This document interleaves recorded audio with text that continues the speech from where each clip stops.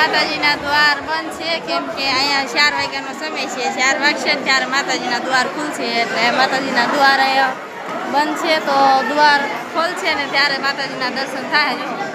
માતાજીના દ્વાર બંધ છે એટલે ખોલશે ને ત્યારે માતાજીના દર્શન થાય ત્યારે અમે પણ દર્શન કરી લઈશું તમને દર્શન કરાવશું સાઉન્ડમાંના વિડીયોમાં એક લાઈક કરીને સાઉન્ડમાં જય સાઉન્ડમાં જરૂર લખજો જય સાઉન્ડમાં આ બધા